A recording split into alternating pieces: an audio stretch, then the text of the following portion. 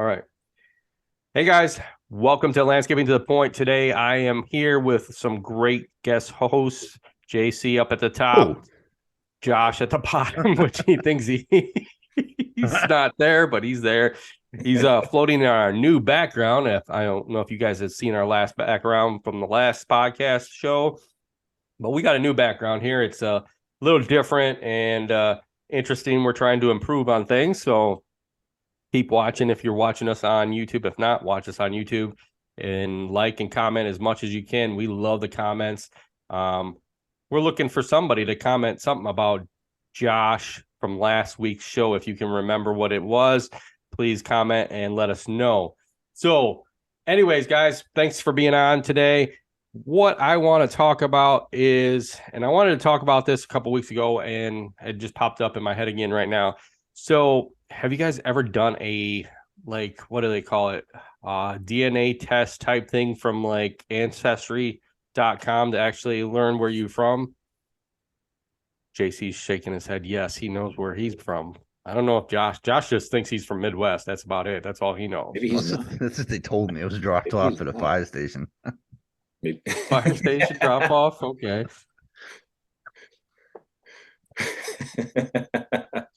Makes a lot of sense. Yeah, I think it does. I think they Safe just haven, dropped you off. baby. The fire station was like, we're done with this kid. I think JC wants to get the ball rolling on this I don't one. know, man. You just threw me off with that one. Oh, now I feel bad. It wasn't a safe haven, baby. Jesus Yeah. Christ. Oh, What vibes do I put off? yeah. This turned into a therapy session. Yeah, I think every week's turning into that with Josh. I mean, he loves it. So I'm sorry that you were dropped off at the fire station, Josh. I really am. I mean, I don't know what else I can say about it. I wish I would. I'm not that much older than you, so I don't know your parents, so I'm sorry. Better than being a dumpster baby. Yeah.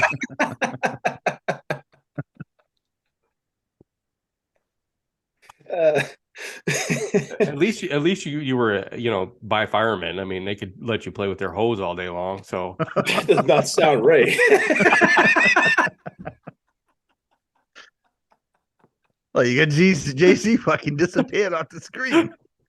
he left. He's out, I guess. Holy crap. He just completely faded off. Oh shit. It's gonna let you play with their hoses. Come on. So sorry, Josh. Hey, listen, Squat with his pedophilia, fireman stories. I don't know. Oh, okay. So back on track. We were going to talk about Ancestry.com or the DNA test. So JC, you took it, right? Yeah, I didn't do it, but my sister did it. So I learned and I didn't have to pay for it because she told me all about it. Which was cool. And man, it's crazy. The amount of information that they're able to figure out. She was able to trace back like several several ancestors of like great grandfathers and whatnot. In short, she found out that we're more Spanish, like from Spain, than we are Puerto Rican, which makes sense because Columbus and Spain took over Puerto Rico. So, and also one of our great several times over grandfathers was a like some kind of general in the Spanish army, and they wrote a book about him. So currently my sister bought the book, and his last name was Ortiz. So my last name is Martinez, for those that don't know. So she's reading the book. She's gonna let me borrow it. It's quite a bit. It's a pretty interesting story from what she says. So yeah, it's pretty cool. Like I said, I benefited because she did it. So she told us all about it. She was able to kind of make a family tree, which is pretty interesting in itself as well too. So it's kind of nice knowing that. I don't know how accurate it is. I mean, that's what they gave her for information, but Right. who knows? I mean, usually on those things you can kind of see, and they kind of tell you exactly. You can kind of track down some of your family. I kind of did it, and I already knew some of my family, but it kind of got me farther back and kind of told me exactly what regions of certain countries that our family was from. So it kind of helped me gender down where everybody was at and stuff, and kind of know a little bit more about my family. Um, my you know, my dad's side's pretty much from Poland and Italy, southern Sicily. So it was kind of like I got to know some of that, and I already kind of knew that from my grandmother because she was Sicilian. So she kind of told me a little bit of stuff, but it kind of helped me gender down where they were at and know exactly where they were at exactly. So, and then it kind of helped me on my mom's side to actually see where they were from, which is they're from Germany and Ireland. So it's kind of like I know a little bit more now exactly where they were. So that's pretty good. I mean, and then it was something about mine showed up exactly something about an English king way back. I'm somehow related in the Irish side. I don't know how, but I don't know. It was kind of weird to see that on my profile that it kind of went all the way back to England back in the medieval times. So it was kind of interesting to know that a little bit about my family. So What was the one that you did? Because I know there's like ancestry.com, and then there's like another one. I did the ancestry.com, the spit one where you spit in the tube and you send it to them and they test the DNA and go from there. And that's how they kind of came back and told me exactly like by percentage, like this was this much percent I'm Polish, this much percent I'm Italian, this much percent I'm Irish, this much, I'm German. So it was interesting to know exactly percentages because I always kind of went on, when I grew up, I knew that on my dad's side, I knew my grandfather he came from Poland, my grandmother came from Italy. So I knew that was already I knew I was probably 25% of each, because they were from over there.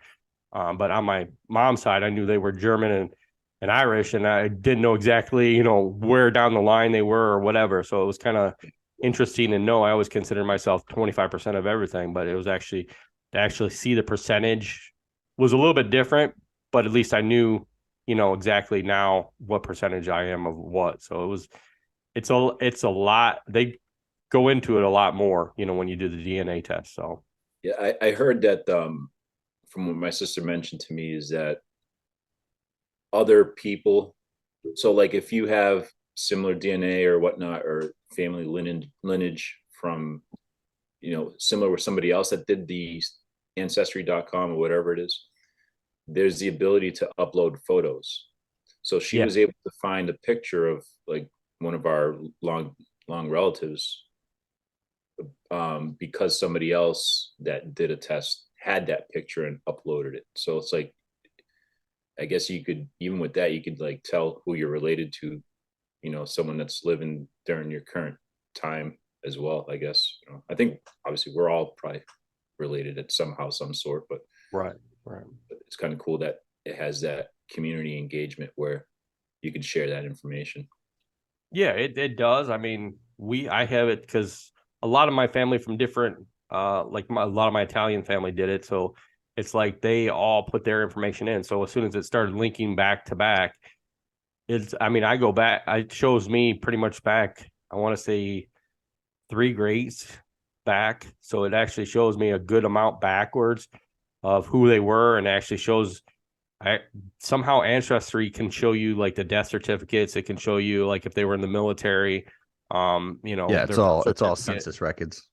Yeah. Basically, I think it's every 20 years. Huh? Yeah, showed me when they came over from the boat.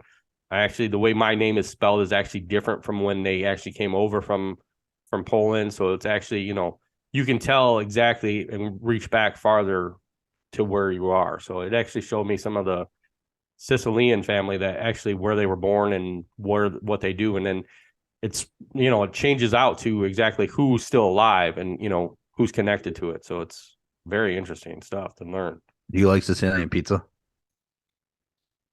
I don't know. I like pizza. I'm more of a fettuccine pasta type guy. I mean, I always grew up, my parents always kind of had pasta. I think, my grandma never cooked. She was being Italian, she never cooked. So it was kind of weird. So yeah. But I guess that's from wherever I don't know. My grandfather pretty much peddled fruit. So I mean it was kind of weird that, growing up and stuff, but it was always like my grandfather cooked and my grandma didn't cook at all. So yeah. But I have some interesting people down the line. I know when here's a good one. I'll tell you this. I don't know if I'll probably get in trouble if everybody hears, but I was kind of when my great grandmother died, which she was full blown Italian. There was mafia there that were from the Italian mafia that actually came when I was probably 10, 13, that they all had their weapons all holstered up and, their suits, and they were all nice and snazzy, and they were from New York and New Jersey area. So that was kind of interesting to see and know more about when I was younger. So, but yeah, it's Episode of The Sopranos, the Ohio edition. yeah. Actually, my grandma says that there's something in the Toledo, Ohio area that, they were related to some of the mafia up in Detroit somewhere. I have no idea. I know. Listen, Scott, let's talk about those cornfields, all right? Listen, that's my turf. Soybeans, that's yours. You all can right? have the soybeans, okay? I don't want the soybeans. I don't want the soybeans, man. I don't want man tits, all right?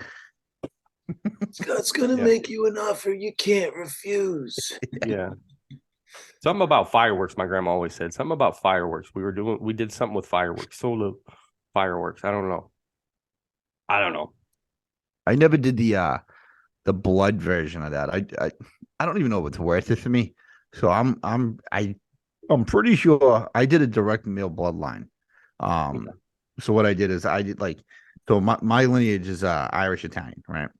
And with either Irish Italian, you guys know that most of those families from like the late 1800s on, they had like 14 kids per family, right? It's like it's really hard to trace every root. So I was like, all right, I had an uncle on my mother's side that did the Italian and Irish side over there. I don't know where it came from, but I wanted my direct male bloodline. So my direct male bloodline runs back to when the caravans immigrated here in 1864 from Ireland. And that great grandfather, when he came over, he he came over. He was a farmer, and he fought in the Civil War. He had a few kids, fought in the Civil War, finished up his tour in the Civil War, went back, and he was killed in the Battle of the Wilderness in the Civil War. And it's crazy because I mean that's the only glory story I have that I know of. I know that the family was like more affluent after that. Like they were farmers. They resided in the a town south of Boston, and they owned a golf course. The farmland turned into a major golf course that was out there, and then they sold it, and that's when like the down tier of like the caravan family of my direct line kind of went downhill. But supposedly there's an original certificate from Abraham Lincoln when he was killed. You know how like they give the general letters when someone dies. Like right now, Biden would write a letter to a guy's family if he killed. But it's on there, and I was actually I went through Ancestry. I found someone who was like probably like a fourth cousin to me. She actually messaged me, and she was the one that told me. And I was able to look up the names and find the lady's granddaughter, and she was like kind of like she went back and forth with me for a little bit, and then must have got like kind of wigged out and then like fucking froze on me. And I'm like, damn, that would have been cool to have. Right. But I'd be curious because I mean, most white guys in this area, I mean, you're Irish Italian. That's like kind of like the generic friggin' mix over here. Or you're a mutt. You're Scottish, Polish, Irish, Swedish, all that crap. And I'm sure just like a bunch of that mud shit. But yeah, it's interesting. It's very interesting to learn. I mean, to me, like I said, I knew some of it, but it was kind of interesting to learn more and more, So, I mean, it's definitely something, I guess, if you haven't done it, to try something like that, to kind of know a little bit of your back past. I mean, it's definitely, it blows your mind sometimes. but it gives me more to kind of feel for my kids and stuff and let them know how everything goes. Because I mean, I have pictures of old family way back, but it's nice to have History's that always where interesting. exactly they came from. Yeah, history is always interesting, and having a story to go along with like your heritage and who you are, who your family is. So It's just funny how like even myself, like you romanticize like the history. Like, damn, that guy came over here from the civil, like during the Civil War era. He fought, and he was probably a fucking piece of shit. Like, fucking beat his wife drunk, like probably like 15 different families, and you're like, yeah, like wow, like fuck yeah, like I'm like I help freed Americans, dude. Like that's part of my lineage, dude. And this guy's probably like a fucking slave owner and fucking who knows what. But like in our heads, we're like, yeah, history, bitch. Yeah. It blows your mind. So he fought in the Civil War. Did any of your other relatives fight in the war? Either of you guys? You know what? And that's yes, everybody did. So World Wars, my father was a ranger in the army, he was a Vietnam vet. My father actually lied to get into Vietnam at the age of 16. And he went in and was the 173rd Airborne Ranger. That was like his telltale. He's like, I'm a motherfucking ranger. Like that was his thing. But yeah, it stopped with me and my brothers. I actually went to enlist right shit. Like when was like end of high school, so like 2000-ish. Or no, early 01. It was right before 9/11, and they wouldn't let me go in. I had a lot of, I was a troubled kid, and I had open cases. I had like partial the state had partial custody of me. So there was like a whole thing where like they'd have to wait till I actually turned 18 or I could emancipate myself. I went through, and then 9/11 happened, and like all my buddies left. Like they were like, it happened, 9/11 happened, the school year finished, everybody graduated, and that summer everybody was out to basic and then like their MOS and shit. And like I even think some of them got expedited out and they were over. Like they were like the first ones over. But yeah, almost everybody in that direct male lineage was a veteran. Wow, that's very interesting. No, I know my grandfather fought in World War II against the Nazis because he brought some stuff back from when he was in fought the Nazis. But and then I know my great grandfather fought with it. Like it was funny. The Polish grandfather, great grandfather, fought here for World War One for the United States, but then my grandma's dad fought for in World War One for the Italians. He had to go back and fight for the Italians in World War One. So it was kind of like before they even met, they were fighting each other, on the opposite sides. So it was kind of interesting to know that. But yeah. What was cool actually, like because I'm sitting here and reflecting on Ancestry. There wasn't a lot. So this was probably like 15 years ago I was looking. So it was before this last census went through. So there wasn't a lot of information like on my mother and father. It was more like my great grandmother or my grandmother or something like that. So like, you would type in the keywords, like I type in my name, my mother's name, my father's name, and then going through it. But then on my father's name, it was funny. Someone was looking for him. And it was a message board from like 4 or 5 years prior. And looking for so and so was friends with my father in Vietnam. And so I messaged the guy, nothing. I logged on like months later and I saw it, and the kid was like, no, he was like, my dad passed away a few months ago. He goes, he's been looking for your dad. I guess my dad, when he parachuted out into Vietnam, they were one of the first ones over there. And whatever their platoon, how many ever on the platoon jumped out, there were only like 3 survivors that actually made the jump, that survived the jump. They were shot down, or they shoots in an open and they died. So he was like, the stories I heard from the guy from that jump were fucking horrific. But one of the things, he ran out of ammo. So he's fighting with a hunting knife in his hands, and he's running through the fucking jungle. Doesn't know where he is. He's a 16-year-old kid at this point, mind you, right? And he's running around. He's hiding. There's another guy that's shot and freaking out and having a panic attack. So my dad runs over, grabs him, like buries the fucking guy in like bushes or whatever, and like sits on him. He's like, shut the fuck up, like blah blah blah blah blah. So I guess the guy was like telling his son, he's like, I want to find this guy, I want to thank him, blah blah blah blah. Like I can't believe this shit. Blah, blah. And I'm like, damn, like So I like my father didn't live. My father lived out in Missouri, so I didn't really have much communication with him. But when we talked every couple times. He said, "Hey," I said, "this guy was online. He was talking about this," and I'm like, "He doesn't like talking about Vietnam, but this particularly when he goes, oh yeah, fucking Marine." I'm like, yeah, what? He goes, I go, I don't know, fuck, he goes, I want to fucking die. He goes, the guy's sitting in the corner crying. He goes, I fucking put him over and like almost put him in a headlock to shut him up. He goes, I didn't want to fucking die. He was grazed. Meanwhile, I think my dad had a bullet go through his knee and exit his ass. So it went through and Jeez. it tore. It was all titanium and stuff. And he still stayed like a week in the fucking jungle. But I mean, dude was a badass motherfucker. I mean, he was a piece of shit in real life, but he went through some shit through there that didn't help him. But guy was a badass motherfucker in the army. Like I've heard some stories of like some guys he was in the veteran homes up with out here when he stayed up here for a little bit. But yeah, it's crazy. So like hearing that shit like that was kind of cool. Heck yeah, that is interesting.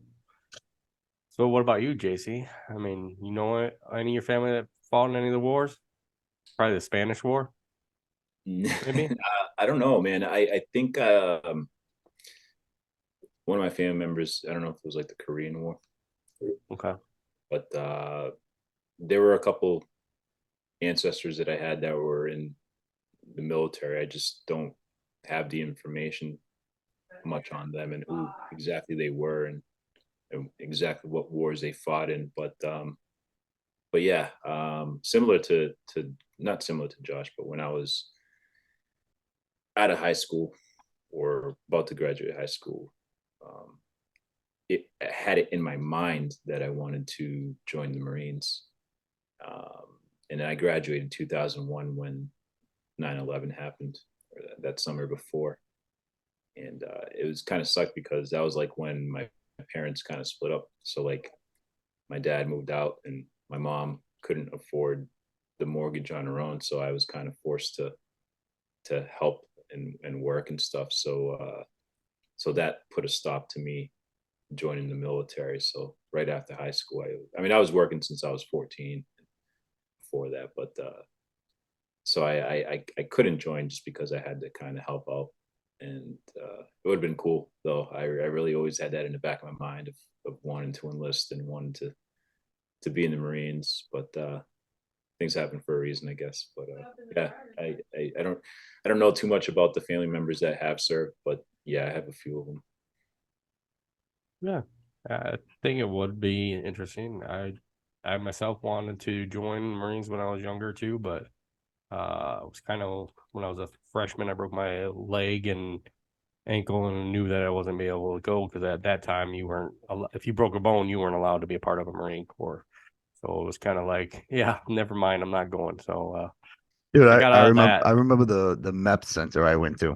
I went in, I took the practice ASVAB, and my buddy had already enlisted, but we were still waiting to graduate from high school. And the fucking guy goes in, and I don't know what I think they did the background check or something on me on in there, and like the sergeant comes out and he's just like this fucking suitcase set carrying dude, like, boy, come in my office for a second. Like this guy's in like Waltham, Massachusetts, which is like a suburb of Boston with this accent. I'm like, oh god. And he comes in, he's like, "You're partial custody of the state." And I'm like, "Yep." He goes, "You got open cases?" I'm like, "Yep." He goes, "I can take care of that. You just got to sign on that paper." You're like, what the fuck? And then he goes, one of the things, the funniest thing, he's like, "I gotta ask you a question. You're gonna be honest with me, boy." I'm like, why? He's like, "Smoking the dope." I'm like weed? Like weed or like crack? Because like crack is dope to me. You know, he's like, "Boy, you're smoking the dope." I'm like, yeah. I don't know what to do. And the dude, like, it's so funny because, like, at first he like he didn't give a shit about like the charges and like the state custody and shit, but like smoking weed, oh my god, no, it's like the funniest thing. But then, it was a fucking battle to do it. And then when I think when 9/11 happened on my end, I was like, yeah, you know what? I think I might be good. Right. Yeah, that's interesting. It's very interesting. I think it's all interesting to know. Um, yeah, I don't know. I have my, military is always good, and I praise them for what they do, and they do good work, and they protect our Uh, country. Listen, absolutely, dude. Like, you know what? I had a lot of friends that went over there. They were the first ones over there, and a lot of them didn't come back right. I tell you that now, Right. and you know, some of them have gone over there now as training officers, and they say it's a walk in the park. Well, when they were still over there, it was a walk in the park. But you know, like just for the mental health aspect, like that 22 a day, I think it is some real shit, man. Like Right. these dudes deal with a lot of shit, and everybody thinks, well, you know, they get the best insurance when they come back, and it's like, listen, those fucking VA hospitals and shit, man, they're understaffed, and these guys like. Listen, like PTSD is a real fucking thing. You know, these guys Right. deal with it. Like they've seen shit some people will never see in their lives. And again, Mhm. PTSD affects people differently. Like it affects everybody differently. You know, it could be seeing, you know, someone hurt in front of you to hearing something, you know. So like when you know, you're around a vet or something, you know, then definitely pat on the back, make sure they're okay. You know, someone always needs someone to talk to, you know. Yeah, I think you can talk to them, and just ask them stories. Sometimes you take some of these vets and just talk to them, and ask them their stories, because they can tell you some great stories, and that it helps them out in the long run. Just sitting there and talking to them and caring about them. Dude, like so like my dad was in a veterans home up here. He came up for like a year when I was 18. That was the first time I met him. And that was actually the first time I actually went to like a small veterans home. It was almost like a cabin and like dudes in there. Like when I walked in, I'm like, these motherfuckers are weird, dude. Like just real weird. But then like, you know, I went back another time and like hearing the stories, like, you know, and now like as an adult, like mind you, I'm 18 years old. I don't know, you know, I don't know shit. You know, I think I know everything. But I don't know anything about mental health or PTSD. And like, you know, these guys are talking and like you know, even now as they say it, you realize it's like these dudes saw a lot of shit that affected the way they were on an everyday basis, and their family didn't want to be around them because the way it was affecting them. Mm-hmm. Like how fucking selfish can you be? You know, like these people went to war. You know, they did what they had to do. Once you're in, you're in. You got no choice, you know, and like some of these guys were missing legs, both legs, arms. You know, one guy had part of his fucking jaw missing. It's sad. And like just think of the depression, like, and this is what I mean, like when I say like a mental health advocate, like a lot of this shit started with like vets and like friends that have gone through shit, and from being in fucking Afghanistan and Iraq, and it's like the support just isn't there. You know, it's not fucking there. Like these guys are in homes, and it's almost like a dog left in a fucking kennel. I hate to say it like that, but it's true. You know, it Right. sucks. Like these guys, like you're right, Scott. These guys sometimes they just want to fucking tell you about their day. Right. Yeah. I mean, it's they just want to talk, and they went through that, and they need to get that. I mean, talking is a good therapy for some people, and it's just sitting there and listening to them helps them out in a long, long way down the road. So, And you don't always have to answer back. Sometimes it's just shutting up and listening. Yeah. You're yeah, right. You know, it's just some people just want to talk at you, get it off their chest. And that's across the board. That's not even with like civil service or like military personnel. That's across the board. Some guys just want to. Sometimes it's nice just to hear all your shit come out and go, "Oh, wait a second," you know that I can handle that. You know. right, yeah, yeah. It's definitely something that you guys should do. Thank them and help them out as much as you can if you can. Talk to them and listen to them, because mental health and PTSD it's a major thing, and they need that. They need someone to talk to sometimes, and that's a lot of times they just sit there and clam up and not say nothing, and we'll thank them. Talk to them makes a long difference, big difference. Let me so I will push for a segment on this about the mental health aspects of stuff, but something else that I want to talk about that creates PTSD in people is not pricing a job right. And we haven't talked about fucking landscape in the fucking past episode and a half. So now that we're going into it, I did anybody else anything else they want to jump into? Because I just want to jump into this real quick because it's been popping up on my Facebook feed. Now let's I hear got it. nothing right now. I mean, So what I want to talk about is to anybody that listens to this or catches the thumbnail that, you know, maybe we can put something like, you know, pricing jobs. Obviously, it's the beginning of the season. There's a lot of guys asking questions of how to price this, how to do this, how to do that. I'm going to give my thoughts of being a brand new guy with no overhead. Maybe you own some equipment outright, but how to price it rather than just kind of asking. Because you go into these Facebook groups, and it has this year especially it's been excessive with the people asking the pricing. But essentially, you're going to look at what do you want to make? Right. And this is assuming that, like, this is your only income. You don't have any conventional overhead, right? Like shop, like rent for a shop, equipment payments, anything like that. Like maybe you own your skid steer, your mower outright. But let's for the sake of the argument, let's say mower, right? You own your mower outright. You got like a 48 or a 50 something inch. What do you want to make? Like, what is it going to cost you to live? Not as a business, but just to live. You're a single guy. Maybe you have an apartment, you have roommates. What does it cost you? Your $1,000 a month in rent, your $400 a month in groceries, your taxes. Like, calculate all that it takes for you to survive, right? And just divvy that up and see what you're going to make for the year. And then if you got 26 to 28 weeks to the year, you multiply that, you divide that, and figure out what you need per month.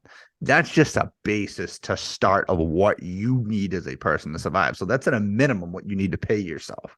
That's before profit, that's before taxes, that's before anything, right? And then you start adding on, like, okay, this is how many hours I'm going to be out, and then you can kind of get a generalization of what you should charge, because a lot of people will go, and this is kind of like a bad habit with people, as they go, well, I'm just starting up, but if I pay myself 20 to 25 bucks an hour, I'll be fine. That is like that whole employee mindset type thing where, like, that's cool. That's good. It's a great base to stand on, but that's how you end up pricing yourself out of the water, where you go, okay, it's 25 bucks an hour. It's going to take me an hour. I'd do it 25 bucks. Yeah, no problem. Like, in and out. You want to learn to create minimums for yourself. If you had, think of, if you had, like, of course, I can do anything better than a guy under me is going to do sometimes, but if I hire Scott to mow a lawn that takes me 20 minutes to mow, it's probably going to take him 35 minutes to do it. He's not going to work as hard as you. He's not going to be as particular as you. So you want to also make sure that you have those minimums built in. So like construction, for instance, like even in the beginning with like the landscape construction, I had a built-in 4-hour minimum no matter what. It doesn't work with mowing, but the same sense of the mowing, where you could do a 1 hour minimum regardless. So with the one thing with mowing I did, I think when I started, it was a $50 minimum, no matter if it was a postage stamp lawn or not. It was $50. I didn't always get them, but when I got them, they were fucking cake. So just for starters, take what it costs you to live and use that as a base, right? Not a firm base, a light base of how to price. Now, if you break that up, and like I said, break that up into your 26, 28 weeks of mowing, that gives you an idea of how much per day you would need. And let's be realistic here, right? So you're gonna go, let's say May to October, and only use it at 5 days a week. Don't stretch it out to 6 or 7 days a week, because then you're gonna go, wow, that's only $36 a day. No, shrink that down to 5, so you make yourself push a little bit, so you don't have as much time, and then you have those days for buffers if you need them. And then you realize as you go, you're gonna go, well, shit, like, I need new tires for my trailer. I need new tires for my mower. Well, wear and tear costs this. So each year you're able to see and budget as you go. We're like, all right, the maintenance on the truck, the trailer, and the mower ran me $2,000. Now you build that $2,000 in to next year's numbers, and you do the same thing. You divide that by the 28 weeks, you divide that by the 40 hours a week, and you build that into your labor rate. So now you have your base cost of living, what it costs you. You have your maintenance costs. And then now you start playing with, all right, let me mark that up 15%, 20%. That's the profit on the back end. If you mark it up after you have your baseline, what your maintenance cost, what your living cost is, and then you can go, I want to make 15% because I want to buy a new mower.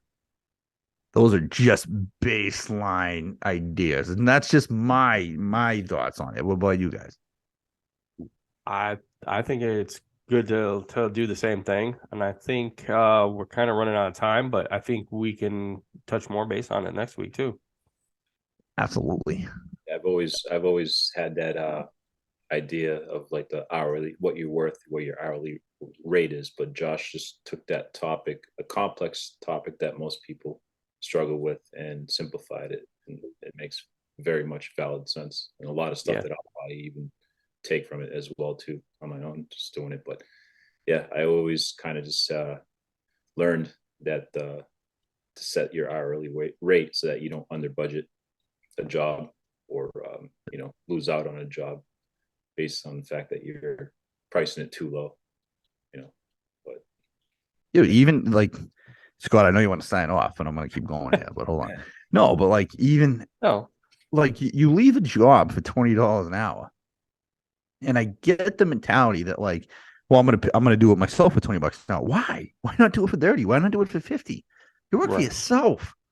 You work for I think yourself. it's just because there's so many people out there anymore, and it's kind of like you're getting some people that don't realize that there is you got to think about this back end. You got to think about your insurance. You got to think about, equipment upkeep and all this other stuff. And a lot of people don't think about this.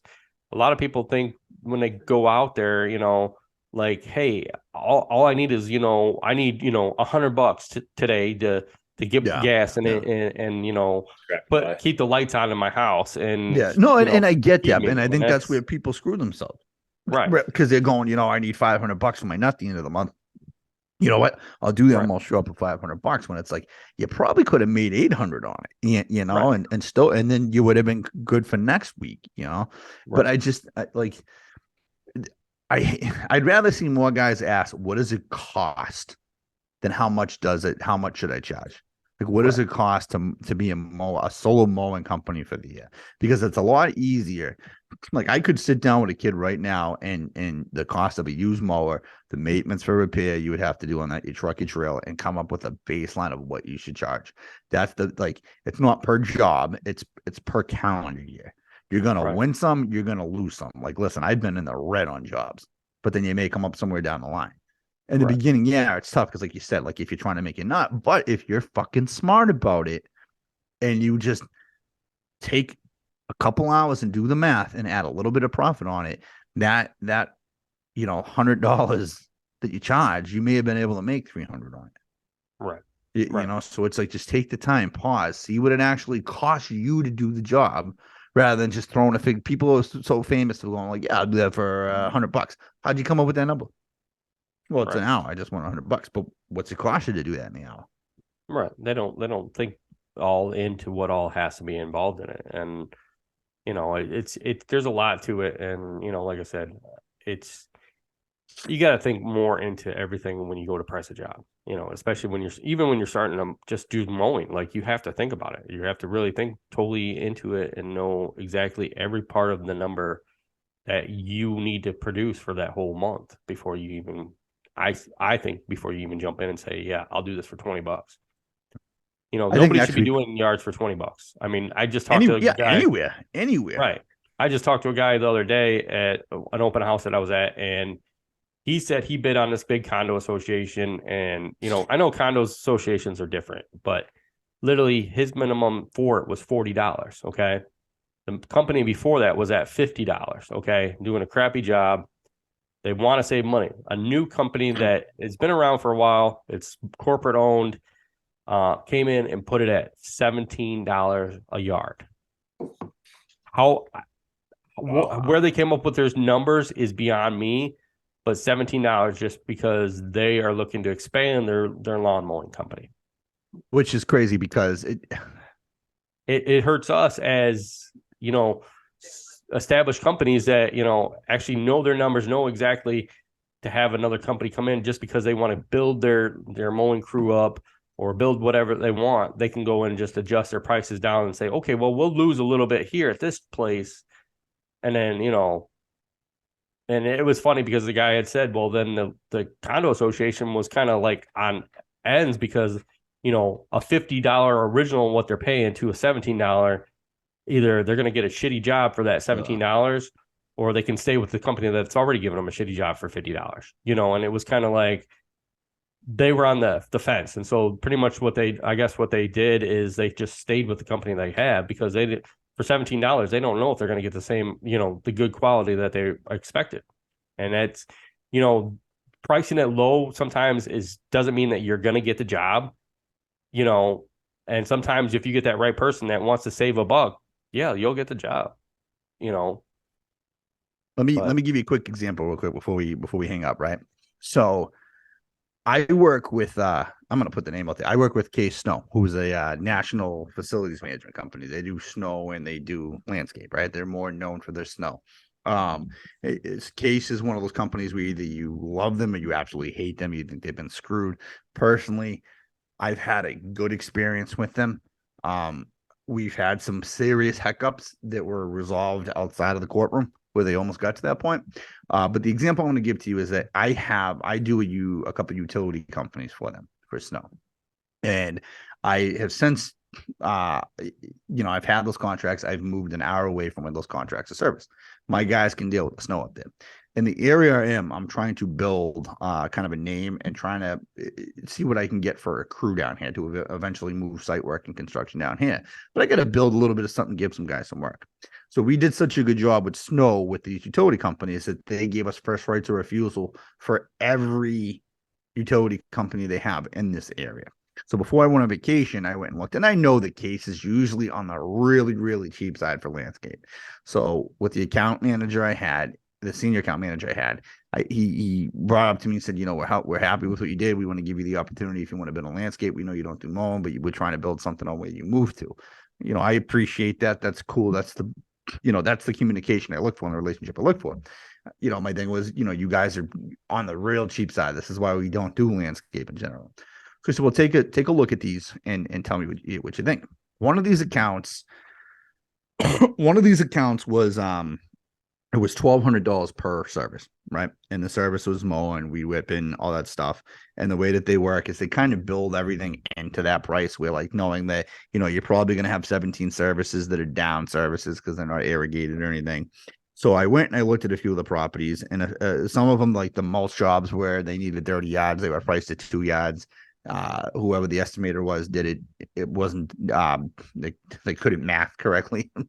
Their arithmetic was off. But this one in particular, right? I think it was $1,200 a week. And knowing case that this was probably supposed to be a $3,000 a week friggin' property, I went in, I walked it, and as soon as I walked in, the rep from Case was in front of me in his truck. I called him. I said, "I'm good." Said, "What do you mean you good?" He's like, "Let's just walk it." I said, "All right." So we walk it, and we're walking it, and I'm walking it. And I go to him. I said, "How many guys do you think it's going to take to do this in one day?" 6 to 8. Okay. I said, "How much do you think you have to pay those guys to be here right now?" At a minimum in Massachusetts right now, at a minimum for entry level help, it's $20 an hour. At a minimum. Some of you guys are going to disagree with me. Maybe it's 16, 18, but to get guys consistently show up, mind you, I don't have a crew down here right now. It's me. I'm trying to build something. So I'd have to price this and then go find guys to help me do this. I go to him. I said, "I can't take this property." He goes, "Why?" I said, "Without payroll taxes, without fuel, without wear and tear, and without any profit, I'm at $1,250 just in labor for this property for the day. That's without any markup."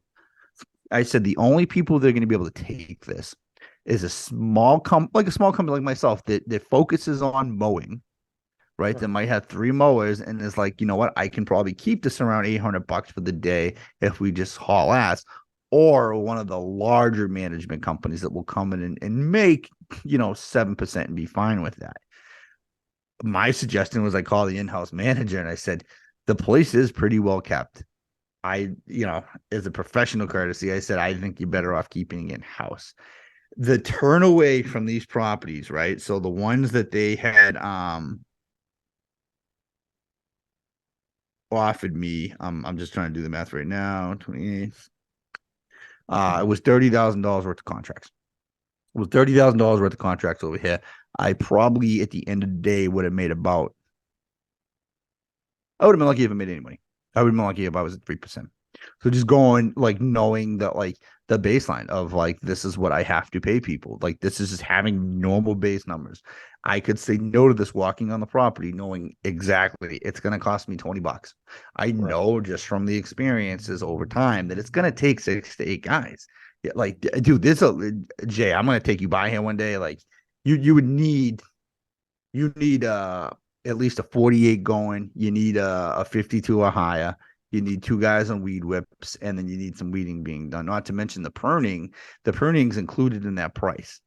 So they basically base everything together. And when I say, like, the cleanups alone were probably like if I was pricing the cleanup by itself for that property, I'd be around like $3,000. So the account in general to me, the landscape account was anywhere from like a $60,000 to $90,000 landscape account without irrigation or anything. So Right. that just goes to show you it's not all, when it's thrown in front of you like that, I feel like people jump on it and then you end up shooting your ass out. Now, let it be known, we did take 2 of the locations, and I'm shocked because I kind of jumped the gun because I thought the 2 locations were the area where I live and the area where Jensen lives. So we took those because they were priced correctly. The timing was done correctly. So I jumped on those thinking that, these other ones might be priced competitively. So what I can do is if I can make this 30 grand for only 26 visits, cool. I can bring 2 guys in, and these accounts will cover these guys for the season, not including anything else they might do down here. That was my logic behind that. And I end up shooting myself in the foot. Now I'm stuck with a couple of accounts. They'll make money. I don't really want to do them because now I got to do them on my own. And I haven't fucking mowed. Yesterday was the first time I mowed anything, and I can't tell you how long. I had to go out and I had to buy. I bought a 36-inch mower. I use a mower. I almost forgot how to use the damn thing. So it was funny. But yeah, no, I think we should definitely next week get into kind of like the basis of like not how to price jobs, but like what things cost you. Yeah, And because I think so. I mean, I think it'd be a good point to put out there because I think that a lot of people don't realize what they need to have when they go to price a job and know the back numbers. A lot of people don't know that. And yeah, I Scott can sit there and tell you he charges $80 an hour, but you don't know why. Right. He's not making $80 an hour, but you don't know why he charges that. So like, yeah, Scott, how much does it cost to do this landscape job? Well, it's $80 an hour, but you don't know what it costs you. Like, what if it ends up costing you more than that? So yeah, maybe. Excuse me. Next week we do not how to price jobs, but how to figure out what things cost you to do. Why behind you the way you price it. Exactly. How to come up with that $100 an hour. Or that $80 an hour. Because it's the logic behind it, the formula is the same way no matter what the sum is. Right. So obviously, I'm going to say obviously, but things should be higher in the Northeast than they are down for a guy, even in Ohio, but like down in Texas, things are supposed to be cheaper than they are up here just because with the values for dollar versus all places, the economy. Right. I mean, it depends on your area, but you also have to know, your area and what you really want. And that's the main thing. And I think, it varies everywhere. I mean, it varies definitely wherever you're at. So definitely something we can talk about next week and add into it and expand on it, guys. So definitely keep looking for that. Keep listening for that. Thank you, Josh. Thank you, Jensen, for being on. Keep listening to us on Spotify, iHeart, Apple, Google. Watch us on YouTube at Landscapes by Acme. Listen to us, Landscaping to the Point. Thank you guys for listening. Like, comment, share it. Put it out there. We love when you guys comment. So thank you. Thank you guys for being on. Anything else you guys want to throw out there? No. Okay. Thank you guys. Bring your abacus next week. We're doing some arithmetic. Bring your Atticus or whatever they call it. Abacus. Yeah. The little ball thing. You're abacus. Yeah, something. Yeah. Bring a calculator, a pen. We're doing arithmetic. All right. Yeah. Yeah. We're going to go into some real good numbers next week. So thank you guys for being on. Thanks again. I will talk to you guys all later. Bye, guys.